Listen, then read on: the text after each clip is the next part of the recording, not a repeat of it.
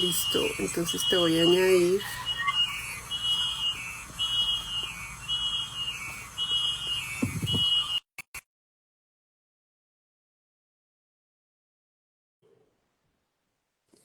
Hay que dejar abiertos ambos micrófonos para que nos escuchen en ambos lados. No, Espérame, yo le, hay como un retorno. no, yo le quito el Ahí tengo la cámara apuntando la canasta del pan. ¿Ahí me escuchas bien? sí, perfecto. Voy a dejar un poquito más. Listo, entonces vamos a arrancar. Buenas tardes. No sé si toque que te bajes el volumen al tuyo. Vamos a ver. Creo que bájale a la Ya, le bajé a Instagram. ¿sí? ¿Sí? No, al revés. ¿Al revés? Bájale a la tablet. Dios, eso es para mí, es un reto manejar esto todavía. Ahí, Sí, con y le eso subo al listo. teléfono. Y le subes al teléfono y me escuchas por ahí. Listo. ¿Listo? ¿Todo bien? ¿Todo en orden? Todo bien, listo. Entonces vamos a empezar. Buenas tardes. Estamos otra vez en este nuestro segundo espacio. Hemos creado este ciclo de conversatorios para hablar de qué se viene para quienes estudiamos sociología en el mundo del trabajo. Hemos puesto algo así como nuestro oficio, la sociología. Entonces, la idea es que también haciéndonos parte de toda esta conmemoración de los 100 años del natalicio del profesor Borda, que se celebran el pasado mañana 11 de julio, la asociación ha querido de varias formas hacerle también tributos, homenajes, y uno de ellos va a ser estas conversaciones alrededor del oficio de la sociología. Entonces, vamos detrás de algo que quienes estudiamos sociología conocemos a profundidad, que es el concepto de praxis.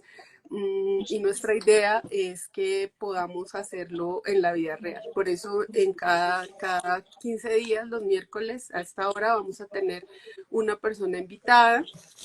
Ya tuvimos a Marcela que nos habló sobre su experiencia en el campo de la educación. Entonces, ¿cuál es la idea? Que no pensemos que estos son espacios en donde vamos a dar conferencias o vamos a estar teóricamente pues desarrollando un tema, sino que vamos a hablar específicamente de qué es lo que se espera o nos espera después de estudiar sociología en el mundo del trabajo, tanto porque, por ejemplo, quienes están arrancando también pueden tener esas preguntas de esto para qué sirve, es lo que la gente siempre nos pregunta, y esto para qué, y eso cómo se estudia, y eso sí tienen que trabajar. Y bueno, entonces cada 15 días tenemos estas personas que nos van a compartir su experiencia y sobre todo queremos convocar a muchas personas estudiantes para que tomen reflexiones quizá de esto y especialmente para que vayamos pensando qué podemos ir haciendo desde la universidad en función de esto. Entonces hoy tenemos a un invitado eh, que nos va a hablar de otra de esas vertientes de la sociología, otra de las, digamos, de las posibilidades que tenemos. John, yo quiero que te presentes tú mismo y nos cuentes pues como lo que quieras de ti en esta apertura. Bueno, Cons, primero, gracias por la invitación. Eh, Mi nombre es John Melgarejo, soy sociólogo de la Universidad Nacional, egresado en el 2006. Actualmente trabajo en la Unidad para las Víctimas. Hice una especialización en gerencia social en la SAP, después una maestría en gobernanza y desarrollo en la Universidad de Amberes. Y pues bueno, he trabajado en el Ministerio de Salud, he trabajado en la Unidad para las Víctimas, en organizaciones humanitarias, en hospitales en Bogotá, en ONGs. Entonces, pues bueno, esa es mi experiencia. Y claramente, como tú lo decías, este no es un espacio académico y pues eso me motiva a hablar.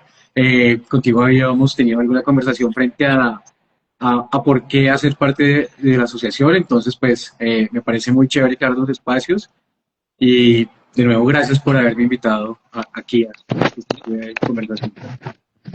Listo, no.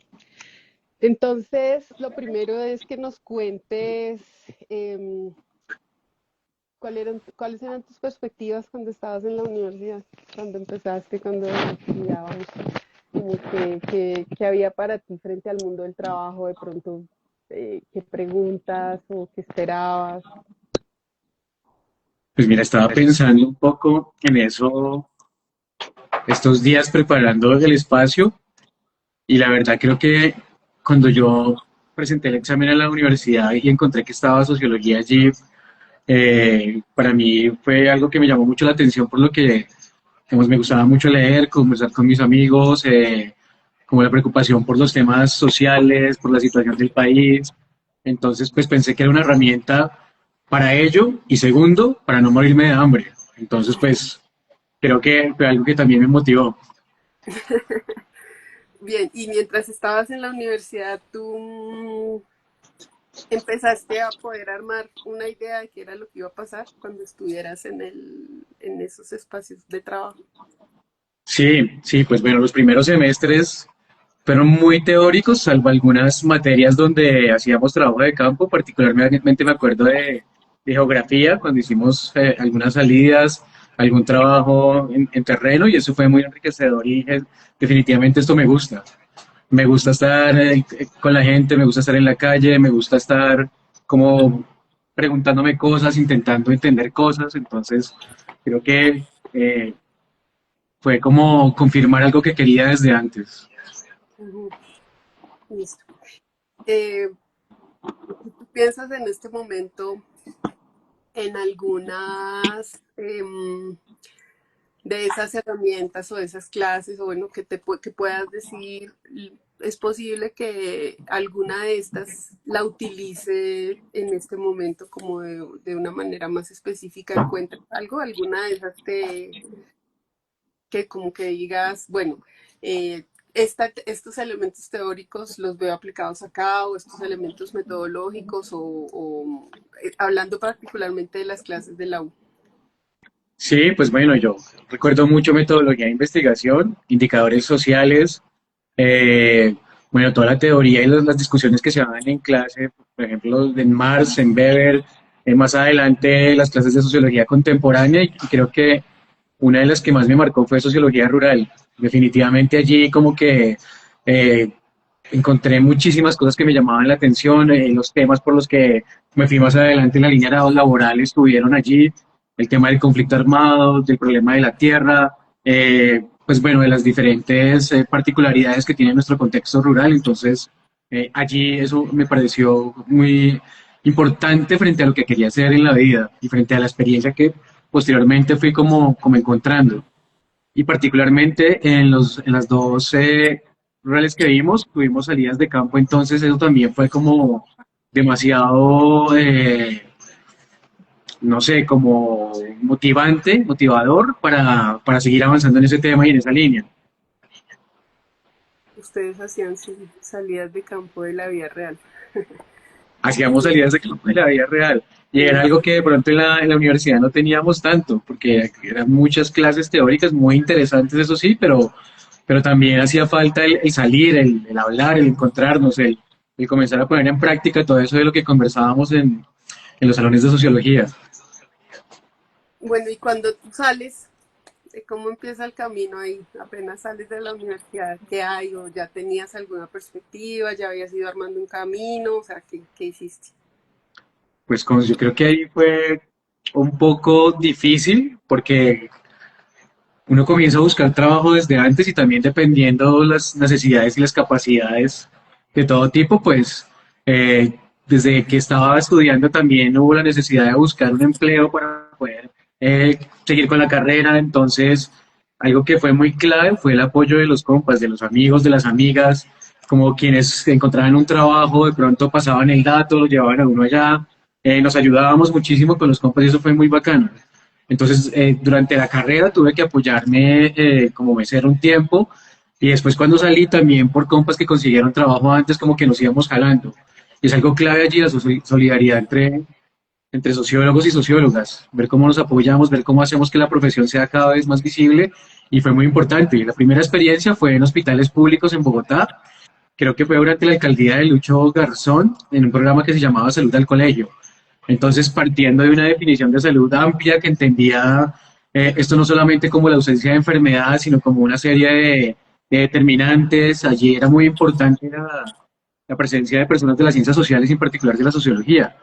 Entonces, en lo que yo hacía, teníamos que ir mucho a colegios, hablar con los jóvenes, con las jóvenes, con los maestros, y a veces era como entender todo lo que estaba ocurriendo allí y cómo, pues bueno, todos los conflictos de este país también se expresan en las aulas de clase y fue interesante tener esa experiencia inicial.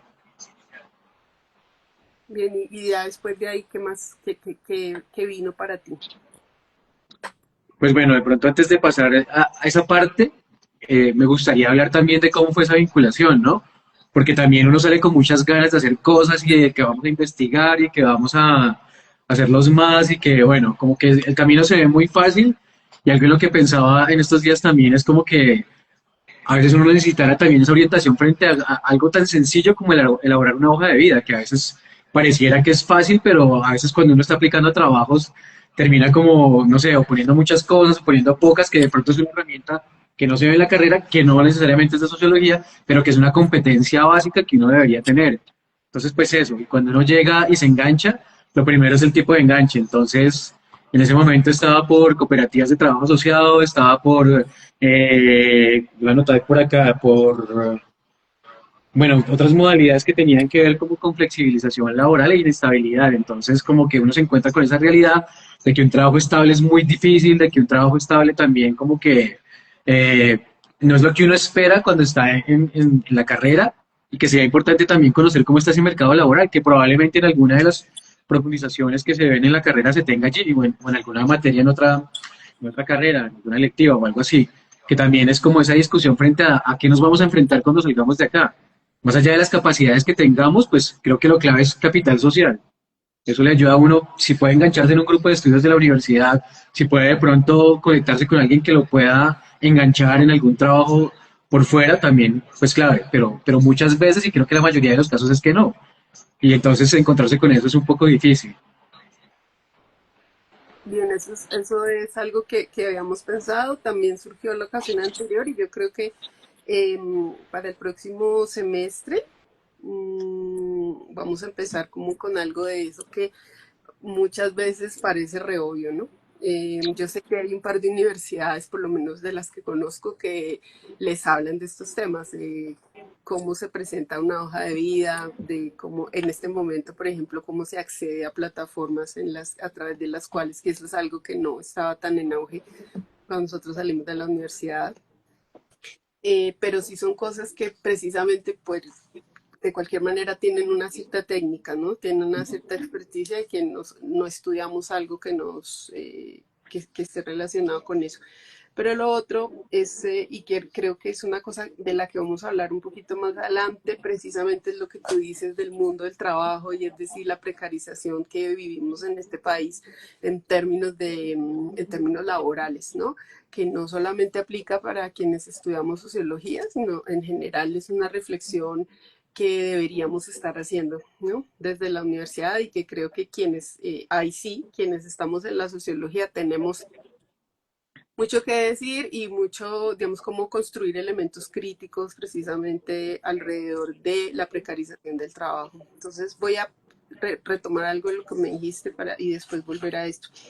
Bien, entonces yo, y recuerdo cuando estabas en salud, tú estuviste particularmente en ese tema de un proyecto que claro, ha avanzado mucho porque en salud pública han hecho muchas renovaciones, pero creo que Salud al Colegio fue uno de esos programas, entonces eran Salud al Colegio, Salud a su casa, ¿no? Que hicieron y transformaron un poco la salud pública o la prestación de servicios en salud pública y que yo creo que para quienes les interese pudiera ser como una especie de hito que valdría la pena revisar, lo que en ese momento eran planes de intervenciones colectivas, creo que ahí había un foco puesto precisamente en lo que tú dices, que es en los determinantes sociales de la salud y pensar que efectivamente sí es un proceso con una serie de elementos alrededor y que no tiene que ver solamente eh, o más bien como que con lo que último que debería tener que ver es con la enfermedad y tendría que haber todo un proceso de promoción y prevención, ¿no?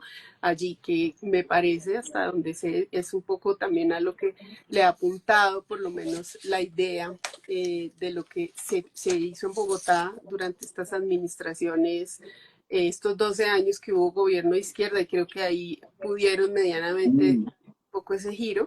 Mm, Han venido cambiando, pero yo sí creo que esos sí son unos aprendizajes muy importantes para todo el mundo que tuvo la opción. Yo, entre esas, yo alcancé a pasar por esa experiencia en salud pública en otra área, pero yo quería que me contaras, por ejemplo, en un grupo como ese, cuando tú llegaste a un equipo como Salud al Colegio y con quién, si nos cuentas un poquito más qué hacían y con quiénes te encontrabas y cuáles eran las posibilidades para alguien que hacía sociología dentro de esos espacios. Bueno, toca rebobinar muchos años.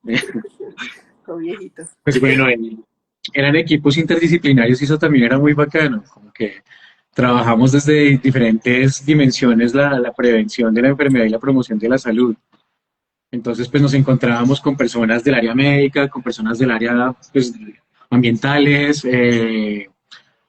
no sé, también compas psicólogos, psicólogas, como que tratábamos de hacer una intervención para digamos, afectar o poder, no sé, mejorar las condiciones dentro de esos contextos escolares. Entonces, se pensaba desde la misma, no sé, lo digo como desde esa ruptura generacional entre maestros y estudiantes, que es muy marcada y sobre todo en colegios públicos donde tú encuentras 50, 60 estudiantes en un aula con problemas de violencia, víctimas del conflicto armado, con problemas de aprendizaje. Entonces, tratar de conciliar eso también es como muy difícil y también fue muy importante que en el contexto político de ese momento, que era algo que tú decías, se diera apertura a que diferentes profesiones estuviéramos hablando del tema de salud.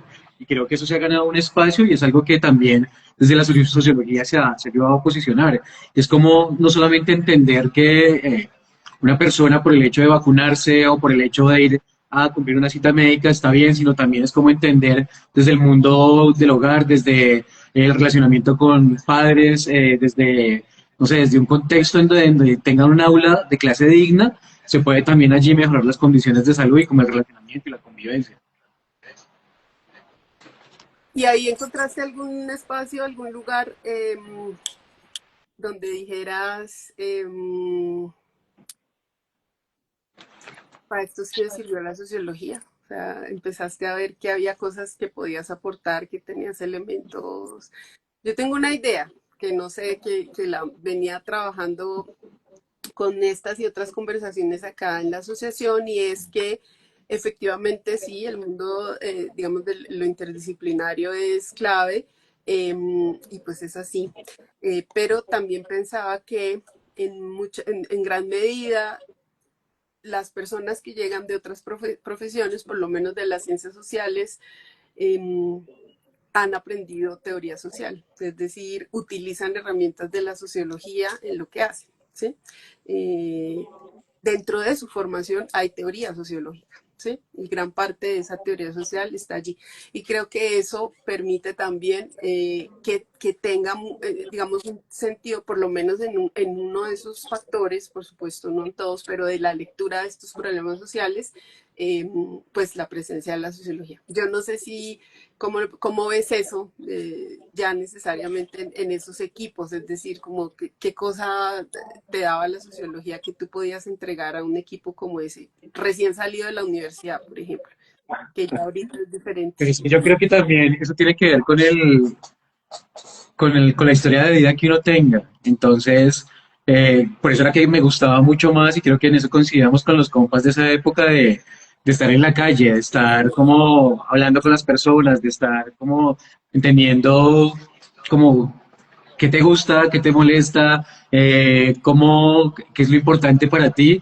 Y creo que eso era algo que también desde la sociología se nos daba, y era como comprendemos con qué poblaciones nos estamos acercando para entender que no es lo mismo una política en salud para, no sé, víctimas del conflicto armado que para un grupo étnico. Entonces, también desde la sociología, pues dando una línea frente, por ejemplo, al relacionamiento con los jóvenes, frente a cómo no romper con dinámicas y tratar es de entender qué es lo importante allí, cómo podemos entrar y cómo podemos de pronto mover eso. Bueno, ahí está una cosa que es súper clave, me parece, para quienes nos gusta ser profes, ¿no? En la universidad, que es, y algo que a mí, pues, digamos, en el mejor sentido me genera cierta gracia, y es el tema de la calle, de qué tanta calle nos falta. Y yo creo que eso sí es clave, ¿no? Cuando yo, por ejemplo, a mis estudiantes siempre les digo, hay que meterse aparte en estos espacios, siempre y seguramente lo voy a decir cada vez que nos veamos, y es busquen gente, vayan al barrio, métanse en parches, en colectivos, o lo que con colectivas, si es el caso, empiecen a buscar, porque la vida real está ahí, ¿no? O sea, es esa dosis que claro, muchos estudiantes tienen la ventaja que la traen en su propia vida, como tú dices, pero eso es fundamental, porque yo creo que eso es algo que nadie nos puede enseñar, ¿no? O sea, como que me parece que esto de la praxis tiene mucho sentido, y eso es lo que pasa ya es cuando estamos en la universidad, lo que esas herramientas teóricas empiezan es como hacer un clic, básicamente, pero efectivamente la calle nos enseña. Eso sí, no la pueden enseñar, y eso está muy chévere. Bueno, y después de esa experiencia en salud pública, ¿qué hiciste? Bueno, ahí me fui a hacer la maestría, estuve un año y medio casi por fuera, volví y a buscar trabajo. Entonces también nuevamente como con otras herramientas, como creyendo que ya la tenía mucho más fácil y bueno, es como la misma búsqueda de empleo, llamar a los compas, recomendar, pasar hojas de vida y pues encontré trabajo primero con una ONG que tenía unos amigos y posteriormente ya comencé con la unidad para las víctimas. Y allí estaba en el área que atiende emergencias, en la subdirección de prevención y atención de emergencias. Y pues bueno, era en un momento en que el conflicto ya no era tan fuerte, pero aún teníamos como unos grupos post desmovilización de las AUC, unos grupos guerrilleros que estaban dándose con toda, que veníamos de un periodo de Uribe presidente, pues que eso fue también, digamos, dramático para la historia del país. Y obviamente seguíamos ahí en ese contexto de emergencias. Entonces, era salir a atender, entregar comida, coordinar atención humanitaria, hablar con las autoridades, pues tanto técnicas como de alcaldías y demás y tratar de entender también que eso fue algo que no se dio en la universidad. Bueno, no, en este momento creo que el trabajo social tiene algo que tiene que ver con acción sin daño, Ujú. pero por ejemplo lo pensaba desde, no sé, nosotros leíamos mucho sobre el conflicto en la universidad y entendíamos como frente a lo teórico, pero no tuvimos un acercamiento frente a la acción humanitaria y lo que eso significa. Entonces también fue importante allí ese aprender haciendo y pues también entender que uno no va a salir con todas las herramientas desde la universidad, sino que la misma experiencia ya en el trabajo pues te va nutriendo y te va permitiendo saber cómo hacer cosas, pero que esa base teórica y esa base de relacionamiento y además la riqueza que tiene la Universidad Nacional, ese pequeño universo que tenemos allí frente a ver muchas cosas, el mismo conflicto armado allá en el campus, la misma presencia de personas que vienen de comunidades étnicas, entonces como de diferentes poblaciones. Bueno, la diversidad sexual, compas mayores, compas menores, todo eso como que nos va nutriendo y fue muy importante. Entonces también todo eso como que le va ayudando a uno a reforzar esa labor en el trabajo.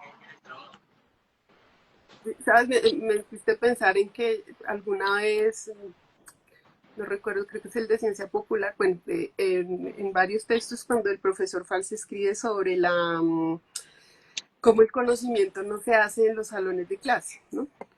Y el conocimiento, digamos, lo que se va haciendo, es decir, no se hace en la relación profesor-estudiante y profesora-estudiante, ¿no? Necesariamente, sino precisamente en eso, en esa dinámica y en lo que tú estás diciendo, porque me hace pensar en que cuando tú dices la acción humanitaria la tuve que aprender, todo este concepto de acción sin daño, que de hecho ahora hay especializaciones, ¿no? También a través de ese concepto que en ese momento todavía no se estudiaba de esa manera. Eh, pero sí lo que creo es que es otra vez lo mismo, ¿no? Esa posibilidad de ir articulando elementos que uno no sabe que ya tuvo. Esto que acabas de decir me parece clave, por ejemplo, lo que pasa al interior de la universidad. Y yo creo que ahí también hay una responsabilidad de quienes somos profes, eh, y es bueno, no sé, puede ser no solamente eso, en cualquier universidad pública, hay un tropel, ¿qué hacemos? ¿No? O sea, ¿qué pasa frente a eso? ¿Cómo reaccionamos? Entonces no venimos, ¿por qué no hacemos algo hacia...? Es decir, siempre hay algo que se puede hacer que no necesariamente es, ay, qué mamera otra vez esto, sino, bueno, ¿qué hubo? ¿Qué pasó acá? ¿Quiénes están aquí? ¿Ustedes qué conocen? ¿Qué sucedió? O sea, creo que son espacios de los que siempre se puede aprender y además lo que estás diciendo, están ahí, los estamos viviendo y quizá uno ya se da cuenta mucho tiempo adelante y cuando dice, a ver, yo no sé, veo salir al encapuchado y ¡ah! No me parece una cosa que nunca en la vida, pero entiendo que es, pero también sé que puedo hacer algo, ¿no? Ahora, si lo veo en una situación de conflicto, por supuesto entiendo que estoy en otro lugar, entiendo que, ¿no? Y de una vez, ¿qué otra cosa puedo hacer por apoyar a otras personas? O sea, es un poco caricaturizando, pero lo que quiero decir es que hay un montón de Sí, elementos, ¿no? Que van enriqueciendo y sobre todo que van estando ahí y a los que les podemos ir dando forma cuando estamos precisamente ya, ¿no? En ese mundo del trabajo. Y tú tocas una cosa que me parece súper clave también, que siempre parece y es precisamente para no meter el grito, la rigurosidad en lo que estamos estudiando. Creo que la sociología, si necesita de algo, es precisamente de rigurosidad teórica, no va a ser lo único que hacemos, claramente, pero sí nos da una posibilidad de analizar y de entender el mundo, ¿no? Con otras herramientas. ¿Algún ejemplo que tú tengas de alguno de esos momentos en los que la teoría te permitió una mayor comprensión o que la pudiste usar en algún espacio, algo que te haya, no sé, si algún concepto o hay algún concepto. Bueno, alguna pues vamos a...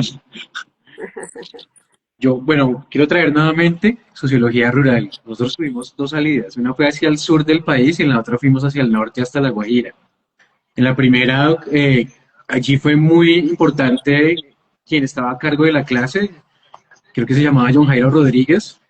Entonces, pues él también, digamos, con esa inquietud de salir del aula, con esa inquietud de que afuera es que está el aprendizaje, están pasando las cosas, eh, pues bueno, buscó espacios como en cada sitio que íbamos visitando para hablar con organizaciones, para conocer personas que estaban en asentamientos informales como de víctimas y esas cosas y fue muy, muy importante de pronto encontrar eso más adelante, ya como trabajador, tener la posibilidad de viajar y entender, por ejemplo, el problema de la tierra, cómo a partir de esa presión, tanto como del despojo, también de la agroindustria, desde la palma, desde la explotación del oro, desde, bueno, todo lo que está pasando desde esa época y aún, bueno, desde hace mucho tiempo, y aún cómo ver y entender ese conflicto agrario, cómo, por ejemplo, entender que las personas que están siendo desplazadas acá no es solamente porque dos actores armados están dando balas, sino porque detrás de eso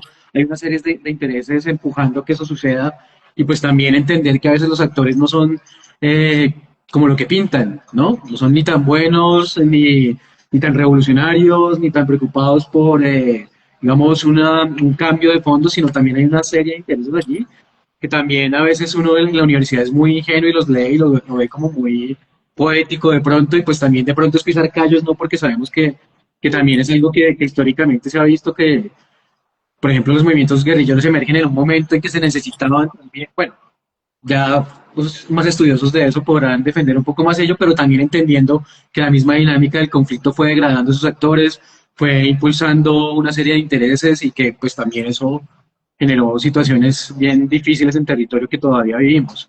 Frente a conceptos, yo no sé, yo en este momento no, como que he estado en el ejercicio profesional tanto tiempo y en el teórico me he alejado que no. Entonces No, habría pero de decir, ya los dijiste, ¿no? Ya los veo ahí en lo que estás diciendo, precisamente de una, acá nos están, John Jairo Rincón, es el apellido del profe, ese eso, apellido, ese grande, un deberíamos, saludo. sí, llamado puntuación. Sí, yo creo que muchos de nosotros lo conocemos. Y fíjate que ahí hay varias cosas otra vez. Estaba pensando precisamente en lo que recientemente pasó de nuevo con el profesor Miguel Ángel Beltrán y cómo él en sus diferentes apariciones, bueno, y a veces estos hechos desafortunados, él habla de la defensa del pensamiento crítico. Y eso que estás contando me hace pensar en eso, ¿no? En cómo eso también es algo que vamos adquiriendo durante la formación, pero no lo tenemos tan claro. No necesariamente sabemos que eso es lo que estamos haciendo. Y por eso también la formación en la universidad es tan importante y esto de la calle, ¿no? El acompañamiento, el parche, esos espacios son tan importantes porque mira cómo vamos. Por lo menos tú estás diciendo, listo, cuando salgo me doy cuenta que no todo es como lo pintan, ¿no? No todo es quizá como lo soñamos, quizá queremos ciertas cosas, pero no todas son así. Lo mismo que pasa en la universidad, por ejemplo, ante el mismo tropel, pero la cosa es que ya tenemos las herramientas para entenderlo, ¿no? Y tampoco es caemos del otro lado como, ah, sí, yo todo era así, sino efectivamente se van articulando, que es al punto que quiero ir, ¿no? A partir de lo que vas diciendo eh, y que van mostrando una cosa que yo sé que esto es algo que puede ser que trabajan, me parece que es como lo llaman en la nacional, yo ya lo mencioné la vez pasada, es algo así como que si hay un mundo después del pregrado, o sea, como que si hay futuro después del pregrado, yo creo que algunas profesiones pueden tener también mucho más clara una perspectiva desde que ingresan y yo creo que muchas personas, como tú lo dices, nosotras también, muchas llegamos a la sociología como por un pálpito, o sea, también como por una intuición, como por, no sé todo lo que hay allá, pero creo que es lo mío, o sea, ¿no? Creo que ahí está, yo y a medida que avanzamos vamos encontrando que efectivamente Marcela lo puso la vez pasada también, como por ejemplo, ella decía que personas que creemos en el cambio somos personas que podemos estar en este tipo de espacios. Ahora que no sabemos si el cambio puede hacer, pero efectivamente lo pensamos y trabajamos, ¿no? Trabajamos por él. O sea, la sociología sin pensamiento crítico creo que sería uno de los elementos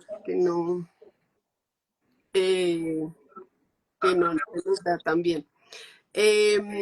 Bueno, quiero contarles que estamos a través de Zoom también para algunas personas que si no pueden usar Instagram y quienes en Zoom quieran participar, por favor escriban para que podamos, porque estamos en la transmisión en Instagram y es donde está el foco de la conversación. Sin embargo, para ustedes quienes están acá y de pronto alguien nos puede escribir y decir es que alguien quiere verlo o está en algún lado, no puede usar Instagram, no tiene, entonces tenemos también el Zoom de respaldo y además porque queremos hacer de estos una especie de podcast o algo así, entonces también estas grabaciones nos sirven para entrar en el canal de YouTube y dejarlas ahí. Bueno, John, cuéntame, y ya después de eso, ya después que estás en la unidad y de ahí, ¿qué sigue? Pues bueno, ese paso por la unidad fue interesante porque teníamos una ley 1448 nuevecita que pues con todo lo que pueda tener para mejorarse fue, digamos, novedosa frente a cómo concebía la atención a las víctimas del conflicto.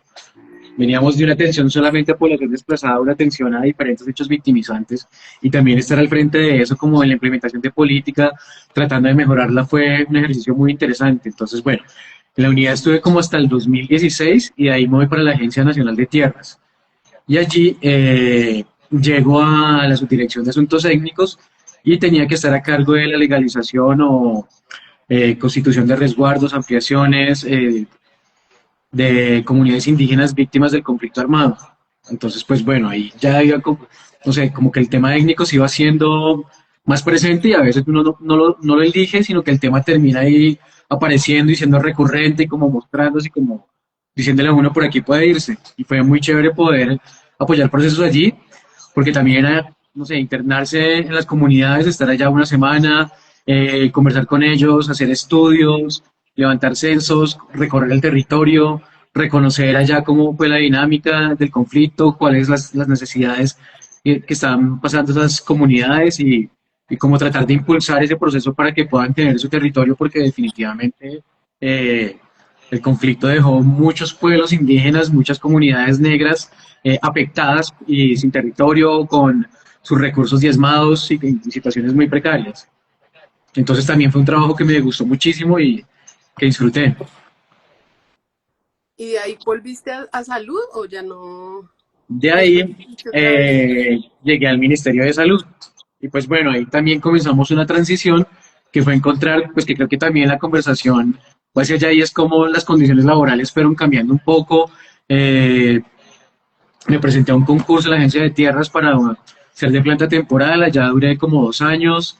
Después, mientras tanto, me presenté al Ministerio de Salud y allá también afortunadamente quedé y tuve un cargo en el grupo de atención a víctimas. Entonces, pues también cuando cambia la forma de vinculación, cuando hay mayores garantías, también hay mayor capacidad de voz. Pues a pesar de que la sociología nos hace críticos, también como que hay elementos a veces del ambiente laboral que como que nos hacen acallar y tragarnos ciertos sapos. Bueno, y en general creo que en todos los trabajos se encuentra eso. Y entonces, y ahorita estás otra vez en la... Entonces, bueno, llego a MinSalud y allí comienzo a trabajar con el grupo de atención a víctimas, que desde allí, pues bueno, se hace un trabajo importante para sobre todo para la atención psicosocial. Y en ese momento estaban empezando a impulsar las acciones para grupos étnicos y cómo se concebía la atención psicosocial en grupos étnicos, que era un camino que ya venía trabajando desde hace mucho tiempo la Unidad para las Víctimas, del cual yo no conocía, pero pues me vinculó allí también y ahí entiendo también cómo, digamos, desde la profesión nos podemos nosotros acercar a cómo entender diferentes concepciones de esas necesidades propias o de lo cultural y de cómo eh, la misma política a veces no coincide en eso y cree que hay una sola fórmula o un solo paso a paso para poder hacer las cosas. Y también desde estas profesiones es que se va mostrando eso, desde la antropología, desde la sociología, desde la misma medicina rebelde que también se sale de ese esquema del consultorio a territorio, se va como impulsando esto. Entonces, entender que hay una salud propia para los pueblos indígenas, para las comunidades negras, fue demasiado digamos, interesante y creo que ayudó a fortalecer mucho mi formación profesional. Estuve allí como un par de años, después paso a la coordinación allí mismo del grupo de asuntos étnicos y allí es cuando se abre más este universo de entender la salud propia de las comunidades étnicas, de los grupos étnicos. Entonces también esto conllevaba, por un lado, espacios de concertación, espacios de poder.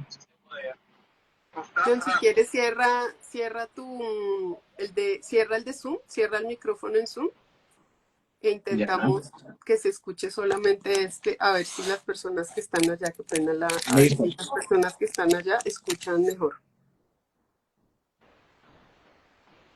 ¿Sigo? Sí. Bueno, entonces te decía, también entender cómo los procesos sociales se han ganado unos espacios de incidencia, y en este caso hablando, por ejemplo, de comunidades indígenas, de comunidades afro y del pueblo gitano, que también a través de los años ha sido como tratar de empujar y de acuerdo al contexto político, pues ha tenido más o menos voz.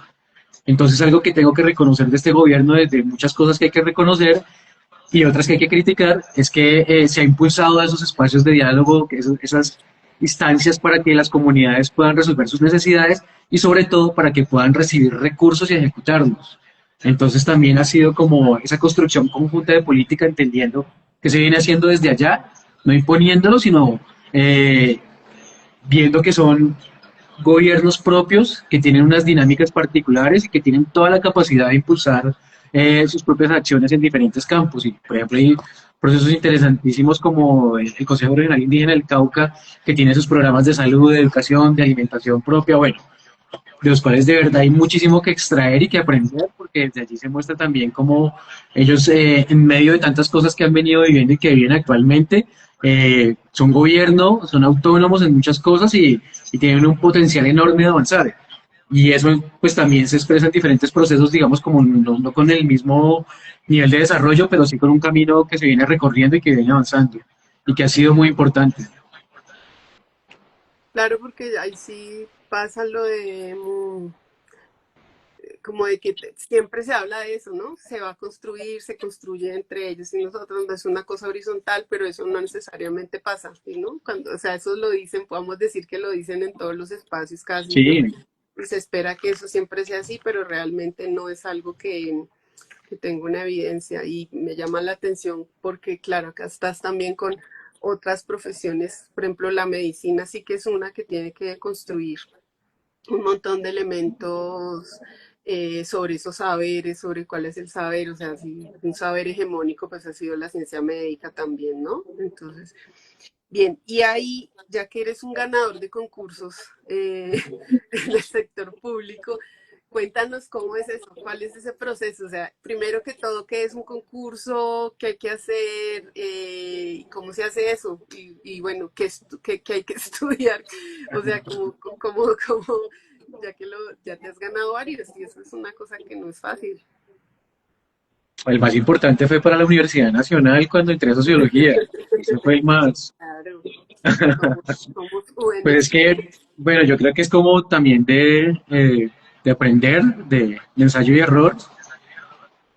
Y no sé, como que presentar, buscar un cargo al cual uno pueda optar, entender que la experiencia que uno tiene a veces no le da para ese del límite, sino buscar algo un poco más abajo para empezar, porque estás compitiendo con gente que te puede borrar fácilmente con muchos más años de experiencia, con mucha más formación, eh, y pues ser muy aplicado con eso, cargar todos los soportes de la experiencia laboral. También uno va aprendiendo eso, que a veces no pide las certificaciones, sino como que lo hacemos muy folclórico y que las certificaciones tienen que ser muy específicas frente a cuándo estuviste tú allí, de cuándo a cuándo, qué hacías, y todo eso te ayuda para que te vayan revisando y calificando.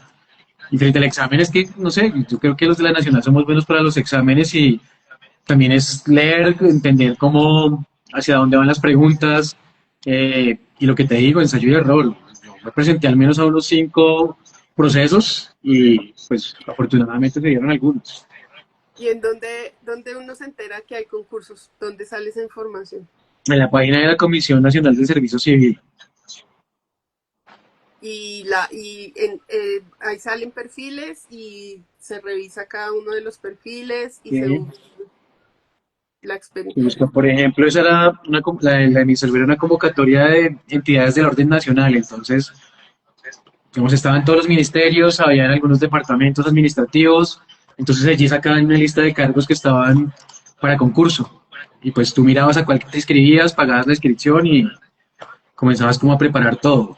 Dejar los documentos antes de inscribirse cargaditos, todo listo. Como que tuvieras todo lo posible que te pudiera sumar en el momento de que se haga la revisión de eso, porque cada etapa tiene como un puntaje. Entonces el primero, miran que tengas la experiencia mínima y la formación. En el segundo es el examen y ahí lo mismo, hay como un umbral y el que tenga el puntaje más arriba pues va quedando seleccionado para la siguiente etapa y posteriormente revisan tu experiencia y tu formación profesional y la van puntuando. Si tienes maestría, especialización, doctorado, te ponen más. Si tienes otro pregrado, también va sumando. Si tienes más años de experiencia, también te suma un montón. Entonces, pues ahí como que eso termina determinando y se hace un cómputo y sale el puntaje. ¿Y de qué se trata el examen? Uy, esos son temas como que no me gustan mucho, ¿sabes? Por como de sistemas integrados de gestión, temas de calidad, bueno, algunos que tienen que ver con constitución, con funciones de las entidades, y unas comportamentales donde ahí me dijeron a mí algún día que el truco era como que tú respondas lo que un empleador esperaría que tú respondas. Si no, no la honestidad total. Esa ya viene después cuando te metes al sindicato, cuando ya comienzas a, cuando ya estás adentro. Ay, espérate, te iba a preguntar otra cosa. Y permanentemente en la página del Servicio Civil puede haber, o esos concursos son cada cierto tiempo, o permanentemente se Todo el pueden tiempo están buscar. publicando nuevas cosas. Y ahí se accede, listo. Bueno, ahí se me fue. Ay, te iba a hacer una pregunta sobre eso. Bueno, entonces, cuéntanos en términos laborales cuál es la diferencia entre ganarse un concurso, en este caso, bueno, perdón, Ajá. lo que quería decir antes era que tú le hacías un énfasis a que algo que hay que conocer bien, por ejemplo, para este tipo de concursos, pues es la estructura del Estado, ¿no? Cómo funciona el Estado, estructurado las funciones de las diferentes entidades, pues porque En este caso, estaríamos dando un paso para ser parte del Estado, ¿no? Eso es una cosa que puede ser obvia, pero que estaría importante comprender. Entonces, cuéntanos, ya en temas laborales concretos, cuáles son las diferencias entre Bueno, la vida claramente laboral. cuando se tiene prestaciones y tienes vacaciones, prima, la vida mejora un montón. Y también frente a la vulnerabilidad de que una prestación de servicios no sé, con un cambio de gobierno, con un cambio de cabeza de la entidad, te pueden volar cuando termina tu periodo de contrato. Y pues también es algo de lo cual se hace política. Entonces, pues, no sé, si se acuerdan, por ejemplo, cuando salimos de una alcaldía de izquierda y volvió este señor Peñalosa, con los dos periodos, pues arrasó con los profesionales de las ciencias sociales. Porque también desde lo político, pues ustedes saben, tú lo sabes de sobra, somos mal vistos en algunos sectores. Entonces también eso nos puede afectar. Eh, y también, para ser franco, en gobiernos de izquierda a veces no mueven los intereses técnicos para poner a la gente, sino políticos. Y con este gobierno me he tenido que tragar sapos compartiendo espacios de trabajo con gente que no tiene las capacidades, que no tiene el conocimiento, pero que es amigo de alguien muy arriba. Entonces, por eso aterrizan allí. Sí, claro, no. Y eso es evidente, ¿no? Muchas personas lo han hablado en otros espacios, pero digamos es como todo lo que sucede en el tema de los méritos, ¿no? De la meritocracia. Eh, te voy a hacer la pregunta y se me va, pero quería hablarte sobre, para que todas las personas, y de pronto si algunas son más jóvenes o algo así, que nos están escuchando, ¿qué significa que un contrato tenga prestaciones sociales? Bueno, la mayor parte de personas que se vinculan con el Estado están por prestación de servicios. Es decir, que firman un contrato por un tiempo determinado para cumplir con unas obligaciones y mes a mes tienen que entregar unos informes, pagar salud de su bolsillo, pensión de su bolsillo, ARL también, bueno, no sé qué más. Y pues bueno, terminado el plazo del contrato te pueden decir que ya no hay más. Entonces, pues fácilmente lo que te decía, cambia el contexto en la entidad o cambia de pronto el contexto también a nivel nacional, como por ejemplo todo lo que ha pasado con el presupuesto, que hubo una disminución del presupuesto nacional, eso también conlleva que salga una cantidad de personas que están por ese tipo de vinculación. Cuando uno está ya como parte de la planta en carrera administrativa, pues tiene prestaciones sociales, que quiere decir que te pagan tu salario en unas condiciones mucho más dignas, que mensualmente te lo pagan en una fecha determinada, no tienes que entregar informes, sí cumplir con unas funciones y unas obligaciones, y pues bueno, también acá es romper ese cliché de funcionario público que va a sentarse a estar 8 horas allá, porque también creo que algo que he visto de las personas que llegan por mérito es que llegan con un compromiso mayor. Y pues bueno, también algo que tenemos en sociología he visto eso, como que llegamos como con muchas ganas de hacer cosas, y eso es muy positivo. También nos permite como hacer parte del sindicato, aunque en prestación de servicios también se permite, pero pues es muy volátil. Igual se termina el periodo del contrato y te vas, aún siendo del sindicato. Pues que siendo de carrera a veces uno tiene ese espacio para hacer incidencia, para hacer veeduría, para fortalecer la entidad y también como para, no sé, ayudar a que los derechos de las personas de contrato también se valoren y se cuiden. Porque también creo que algo que se tiene como percepción de las personas de carrera administrativa es que solo se cuidan a ellas mismas, pero no. O sea, acá también hay que cuidar a las compas y los compas que están ahí por prestación, que nos encontramos con muchas personas que son cabeza de hogar, que a veces se usa este mecanismo para explotar porque realmente entran, no sé, muy temprano y a veces hasta muy tarde están allá dándola toda y son quienes están moviendo las entidades públicas, de hecho. O sea, es algo que creo que nos está viendo este gobierno, es la regularización y la dignificación laboral de todas estas personas que están trabajando por prestación de servicios, que es uno de los puntos con los cuales se hizo elegir el gobierno. Que es un tema súper Bueno, importante que tenemos una reforma laboral reciente que esperamos que pueda aportar a ello. que pueda aportar a ello. Y tú pones una cosa clave ahí también, y es que quienes también recién se vinculan al mundo del trabajo, porque con eso nos juegan doble, y es que las prestaciones de servicio no tienen horarios también. Ajá. ¿no? Yo siempre Y recuerdo cuando claro, trabajaba uno en sale la... con todo el impulso de hacer entonces, no, qué chimba, estoy cambiando el mundo, la dejo toda, pero creo que también algo clave es que nos cuidemos y que estemos en buenas condiciones para darla toda. Entonces, el descanso, la vida social, el estar en la casa haciendo lo que tú quieras hacer sin trabajar, está muy bien y es muy importante. Claro, salir a ver el sol Exacto. mientras uno está, es una cosa que, y yo pienso que aunque, y creo que eso habla también esta reforma, un poco esa dignificación o un poco mucho que es eso, cuando se tienen esos horarios es como si tuvieras que estar solamente allí todo el tiempo, permanentemente, y efectivamente la vida, el espacio del ocio y el espacio con la familia, con los hijos, con las hijas, digamos, ahora que tenemos hijas, hijos pequeños, pues uno dice como, hey, o sea, no todo puede ser de 8 a 5 porque la vida también está allá, ¿no? O sea, es decir, Sí, hay muchas cosas que... y también en trabajos que te cargan mucho emocionalmente. Trabajar con víctimas te carga muchísimo, entonces también es bueno como que tengas espacios de autocuidado, que puedas cuidar de tus compas, que puedas como no dejar que te toque tanto, que pues es algo que claramente va a pasar. ¿Me haces tú le puedes bajar un poquito a tu tablet? ¿Ya no tiene volumen o sí tiene? Creo que ya no tiene, espérate, Bueno, no hay. si tenía un poquito. No hay, es para que no se nos haga el... Bueno, y entonces en el mundo de la vida real, ¿qué es estar en el sindicato?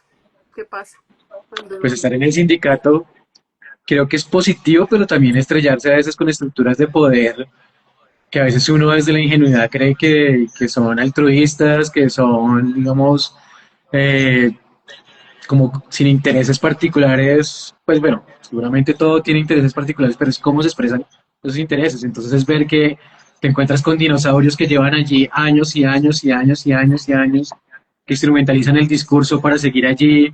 Y esto mismo me ha pasado con diferentes organizaciones de diferente tipo, ver que de pronto hay representaciones eternas que uno a veces cuestiona si les conviene más que la situación no cambie para poder permanecer allí, pero también es un espacio positivo porque de cierta forma es como un escenario fuera de lo laboral en donde tú puedes cuestionar cosas que se hacen desde la entidad, pues bueno, como con mayor fuerza. Pues tú lo puedes hacer desde tu posición de trabajo y si tienes jefes que escuchan, pues van a haber cambios. A veces tenemos temas ahí de agendas que no son las agendas de la entidad, sino las agendas particulares o del partido político o de la facción política del líder, todo por eso que está allí. Entonces también eso termina determinando que las acciones de la entidad vayan a cierto lugar. Entonces, pues bueno, el tema del sindicato positivo por cuidar los derechos propios, los derechos de las personas que están en otras condiciones laborales, eh, también por empujar porque haya mayor dignificación, por ejemplo, los temas de teletrabajo, por lo menos los temas que tienen que ver con fortalecer la formación de las personas que están allí, los temas de seguridad en el trabajo y en temas como, por ejemplo, estar en la unidad para las víctimas que hay que viajar a zonas de conflicto armado, es muy importante que se tomen acciones de cuidado de las personas que están allí. O sea, que se haga seguimiento, que si llega a ocurrir algo, se tenga una ruta que se active lo más pronto posible para resguardar la vida de esas personas. Estaba pensando algo que a medida que hablas, que es que hace un rato me dijiste que no tenías tan claros algunos ejemplos de esas categorías de pronto para traerlas, pero en todo lo que estás hablando y a medida que lo vas hablando, ahí están, ¿no? Las voy, pues, digamos, las usas y cuando las estás hablando y creo que también cuando la vamos viendo o te vamos escuchando más bien, creo que se van viendo. Eso me parece un ejemplo muy chévere de lo que estábamos hablando, porque creo que otra cosa es que cuando uno escucha desde la sociología también escucha otras cosas, ¿no? Y empieza a encuentra ciertos elementos allí que bueno, que es como un elemento también de valor ahí. Pero si esto que estás contando me parece que es una reflexión clave porque seguramente algo de lo que más nos afecta en lo cotidiano pues es la precariedad en el mundo del trabajo, ¿no? Y es lo complejo que es o complejo que son esas condiciones. De hecho, hace poco alguien me decía que de pronto, claro, se da el caso y que hay personas que dicen prefiero quedarme en la prestación de servicios por cierto tipo de exigencias también cuando están en unos trabajos, ¿no? Que es específicamente la sobrecarga laboral, pero también el tema de los horarios, cuando se vuelven demasiado rígidos y eso también afecta un montón la vida. Y, digamos, pensemos en una ciudad como Bogotá, en donde no es parte de la jornada laboral desplazarnos al trabajo. Entonces hay personas que para llegar a las 8 tuvieron que salir de la casa a las 6, 6:30 y tuvieron que levantarse, ¿no? Y las mujeres que tienen a cargo además estas jornadas de cuidado, entonces se Ujú. levantan a las 3 de la mañana y después van a llegar a las 8. Entonces es un poco, no es solo lo que pasa, si la jornada tiene que ver también con todos esos otros factores y uno que no es menor es precisamente el desplazamiento y el tiempo que se invierte. Y ahí le sumamos un sistema con tantos problemas como el sistema público de transporte en Bogotá. ¿No? Entonces, que creo que también, o sea, cada cosa va haciendo, digamos, va entretejiendo otros elementos que hacen que pensemos el mundo del trabajo de una manera distinta también. Es que te contaba un ejemplo que alguna vez me pasó allá, que una compañera dijo, es que acá todos los viernes hacemos una rifa en una secretaría. Entonces yo, sí, dijo, pero es a las 7:30 de la mañana. Y yo como que y yo dije, uy, pero 7:30, ¿y quién está en la rifa? Pues yo como desde mi punto y ella, pero ¿acaso no entramos a las 7:30? Entonces yo le dije, no, no sabía que tú eres de planta. Y ella me dijo, no, no soy. Es que Entonces mira algo, que también culturalmente y con todo esto del capitalismo y además, no sé, como desde unos valores que históricamente nos han arraigado de una cultura del trabajo, del sacrificio, se castiga, por ejemplo, la maternidad o la paternidad responsable, se castiga que tú tengas otras actividades por fuera de lo laboral, se castiga que tú digas que no cuando te piden quedarte un poco más. Entonces también creo que hay que romper con eso y parte también del ejercicio sindical, del sindicalismo es eso, de tener tus 8 horas para el trabajo, tus 8 horas para descansar y tus 8 horas para lo que tú quieras.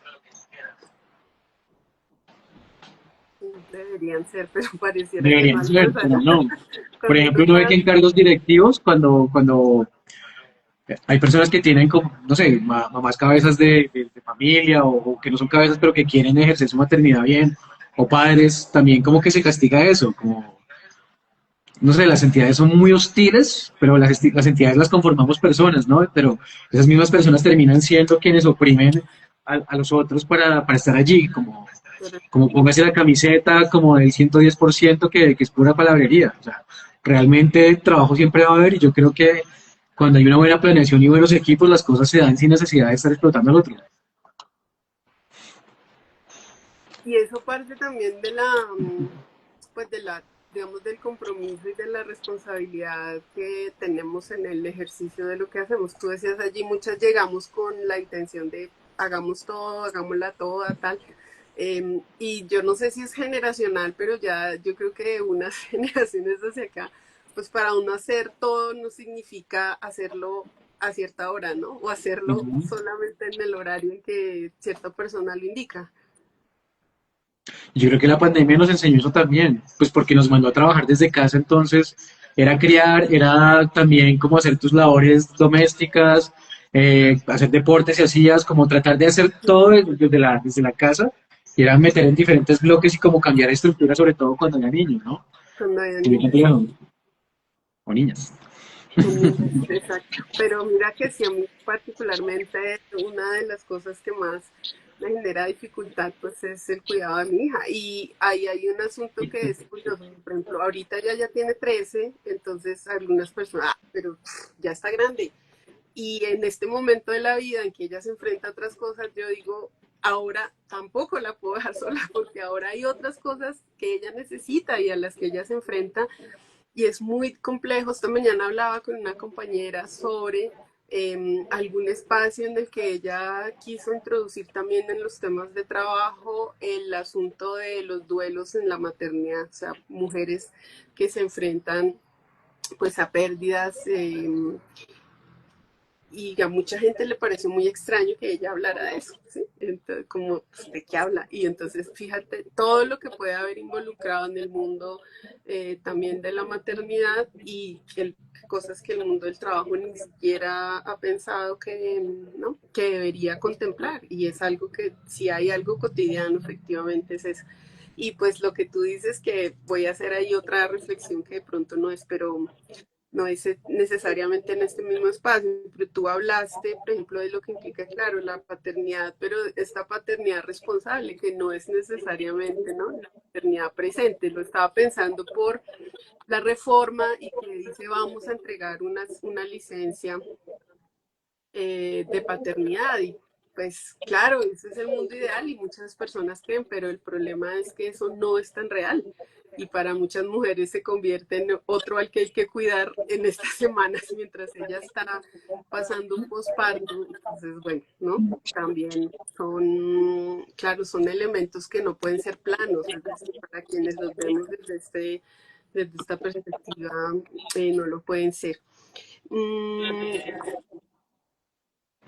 hay algo que quería que me contaras un poco sobre una reflexión, algo que tú dijiste que tuviste que aprender en el camino, que fue la perspectiva de la acción sin daño. Como la, como digamos, ese fue un concepto que yo creo que ya particularmente a nosotros nos alcanzó en el mundo del trabajo ya, ¿no? Bien adelante, porque eso no fue algo que tuviéramos, creo que no necesariamente se trabajaba cuando empezamos o cuando arrancamos en el mundo laboral. Entonces, cuéntanos un poquito, básicamente, o sea, cómo la ves que es, ¿no? O sea, en el mundo ya aplicado en lo que estás haciendo, ¿de qué habla eso? Yo creo que desde lo público somos especialistas en hacer acción con daño, porque a veces sí nos apresuramos a ejecutar contratos o que toca sacar adelante tal política o cual política y terminamos haciendo cosas sin tener en cuenta las particularidades de pues bueno, hemos venido avanzando, no venimos a quedar con que es algo un ejercicio permanente y creo que parte de ello también pasa porque se le ha dado mucha más voz a las poblaciones y eso ha ayudado a que se construya conjuntamente. Y también pensar que cada intervención que se va a hacer pues debe tener en cuenta unas características particulares. Yo me acuerdo que cuando estaba en atención de emergencias, entregábamos unos kits de comida que tenían frijol de ese de paquete. Y se lo entregábamos, por ejemplo, a comunidades en Vera que ellos no tienen la cultura de comer frijol de ese, no tienen olla a presión, o sea, claramente allí había una acción con daño. Entonces, desde esa reflexión que se hizo en ese momento, también porque las propias comunidades los ponían, porque bueno, primero es quién piensa en qué es lo que debe ser la ayuda humanitaria. Entonces, pues, se pone esa alerta por parte de las mismas comunidades, se hacen adaptaciones, como, bueno, aquí lo que se necesita es otra cosa, en algún momento se daban animales vivos, en algún momento se daban como elementos que fueran de allí. Y a veces la misma dinámica de los procesos contractuales no permite que se compre local o no se, que se compre lo más cerca posible para que se brinden alimentos que sean propios de las personas. Entonces, creo que algo positivo ha sido que las propias comunidades en otros procesos, ya hablando de otra parte de mi experiencia profesional, puedan ser ejecutoras de recursos y puedan ser quienes determinen qué es lo que se requiere en tal o cual intervención. Entonces, por ejemplo, uno ve que ahora damos recursos para ollas comunitarias cuando está descabellado hace un tiempo. También que ellos ejecuten y que contraten a su propia gente, que tengan recursos para sus sabedores, para sus médicos, médicas tradicionales, y como que se incluyan diferentes temas que son propios de la cultura y que a veces desde una visión, no sé, particular del desarrollo se pueda como imponer frente a, no sé, lo civilizatorio, por ejemplo, de lo que debe ser la cultura en general. Ujú. Claro, y de lo que implica cuando tú dices esos elementos, no sé, estaba pensando hace un tiempo en algunas campañas para digamos, la vivencia de la menstruación de las mujeres. Y recuerdo que había una para mujeres que viven en la calle o que permanecían largos tiempos en ella. Y se pensó en la copa menstrual y precisamente ahí estaba el punto de, hay lugares a los que las puedes llevar, no hay agua, por ejemplo, si no hay agua potable, eh, sería muy difícil que las mujeres también puedan utilizar de una manera, eh, digamos, saludable ese recurso, ¿no? Pues si no tenemos agua para lavarla, por más de que sea una idea, es decir, Ajá. hay muchos componentes, pero efectivamente eh, desde donde lo, desde donde lo pensamos. Bien. ¿Tú crees, hay algo que a ti te parezca en este momento, en esta conversación, digamos, algo que tú creas que estaría o sería chévere decirle a quienes están en la universidad, a quienes hasta ahora van ahí, van a salir, o sea, hay algo que a ti te parezca que Pues pudiera sí, haber sabido? por supuesto. Yo creo que era algo que también decía Marcela en el espacio pasado, y es como que busquen grupos de investigación, busquen parches en la universidad para empezar a hacer cosas desde allí, para eso también es experiencia laboral. Eh, Fortalezcan esa relación con los compas, que también es como muy importante tener buen capital social y apoyarnos, o sea, de verdad que aquí el ejercicio es de solidaridad y de cuidarnos. Eh, y que si les gusta algo le hagan, en algún momento algo va a estallar sobre lo que les guste. Camellar en lo que a uno le gusta creo que le va marcando el camino y como que es más genuino con uno mismo. Vale. Pues yo creo que para mí esto sería como el objetivo de lo que queríamos hacer hoy. Creo que quedaron varias cosas sobre estos diferentes temas en los que has estado que me parece que son súper claves para que podamos seguir conversando, digamos que un poco, como ya les habíamos dicho, este espacio no busca hacer conferencias, o sea, y me ha llamado la atención que hay gente que busca eso, ¿no? Como que quiere entrar a eso y a veces dice como, ay, hace 8 días, hace 15 días nos preguntaban cosas así como muy conceptuales, pero tal cosa, pero entonces también es un poco romper esa idea de decir, Ujú, hablemos, digamos que hay un poco, hablemos también la sociología desde, eh, o sea, veamos la sociología desde adentro. Hacemos muchas cosas con la sociología, vemos el mundo y creamos esta posibilidad crítica en espacios o la ujú, llevamos allí, pero no necesariamente miramos la misma sociología desde ahí, ¿no? Vemos otras cosas y creo que el ujú. oficio de la sociología es algo que amerita esa reflexión. Yo creo que aquí ya han salido varias y una tiene que ver con con esta necesidad de pensarnos de lo que se llama popularmente la calle, ¿no? De tener esa posibilidad de vivirla, de comprender, porque eso nos abre, y eso es como, no sé si es como la especie de plastilina o que permite que se vayan armando las otras cosas, ¿no? Y creería yo que ahí es donde por lo menos someramente me parece que se va tomando forma ese concepto de praxis. Eso es lo que hace que la teoría tenga una posibilidad, porque también solo con calle no la logramos, pues necesitamos tener,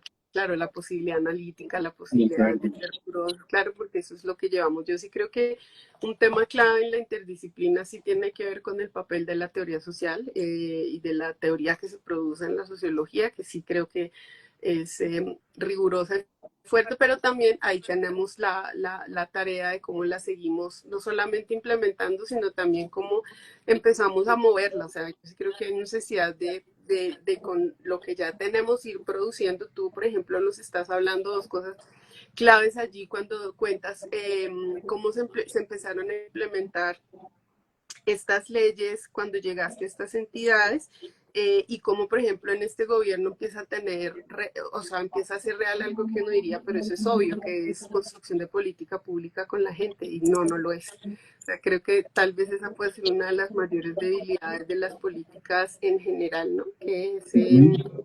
no, eso se hacen desde una entidad y se llevan allá y por eso es que muy pocas veces o avanzan tan lentamente también, pues porque cuando se estrellan con el mundo es cuando no fluyen. ¿No? No sé si quieras decir algo más para cerrar.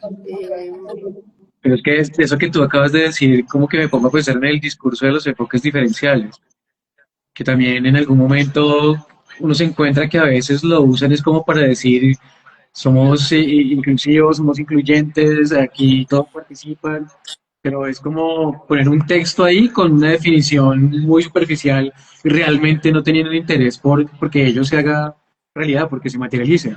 Y lo mismo, el tema de instrumentalizar la participación. O Ujú. sea, como que te traigo para que me escuches, pero no para que construyas. Y te traigo para que haya por ejemplo, una intención de voto que vaya en ese sentido, ¿no? Yo creo que, por ejemplo, eso es lo que nosotras hemos de reflexionar, pero con las mujeres ha pasado eso. Hemos ido ganando, pero también mucha gente ya se dio cuenta a través del marketing que somos un gran capital político a la hora de votar, o sea, capital electoral. Entonces también construyen un discurso como, entonces ya saben que debe haber mujeres, decía una profe como tutti frutti, ¿no? De todos los colores, sabores, tamaños, etcétera, para que parezca que estamos pensando en todas, decimos mujeres, al momento de verlo. Como tú decías, es que el capitalismo, el patriarcado ya supieron leer todo esto también, o sea, esto ya nos estamos enterando, pero esta gente se enteró hace rato, entonces ya hay muchas cosas que entonces por eso no es tan fácil en el mundo del trabajo y te tienen la traba y tienen la posibilidad de frenar y creo que aquí van saliendo cosas, pues como eso, yo creo que en diferentes espacios porque a mí me parece que se pueden ir pegando, se pueden ir amarrando. Yo te agradezco mucho, yo tampoco sabía un montón de cosas de las que has hecho que me parecen súper chéveres, pero además me parece muy chévere ver cómo hemos sido estudiantes, hemos sido profesionales, hemos sido compañeros, compañeras y cómo todo ese sentido de lo que hablábamos al inicio, como de verdad el compromiso de hacer las cosas bien y de pensarse en un mundo mejor, o sea, en un mundo posible, ¿no? Que hay un mejor mundo posible, creo que eso es lo que nos está permitiendo hacer este tipo de cosas. Entonces yo, y en nombre de la asociación, te agradezco un montón que hayas tenido este tiempo. Yo creo que estos son espacios que van a ir creciendo, que nos sirven mucho y que seguramente le van a servir mucho también a otras personas que nos vayan escuchando. Me alegra Gracias, mucho. Tomás. Gracias por Me este gustó mucho espacio. estar en este espacio. Te pido que no te salgas del Zoom. Voy a cerrar este y ya con este cerramos, Bueno, porque yo también estoy aprendiendo a cerrar el Instagram. Gracias a todas las personas que acompañaron a la asociación y vamos a seguir publicando para encontrarnos dentro de 15.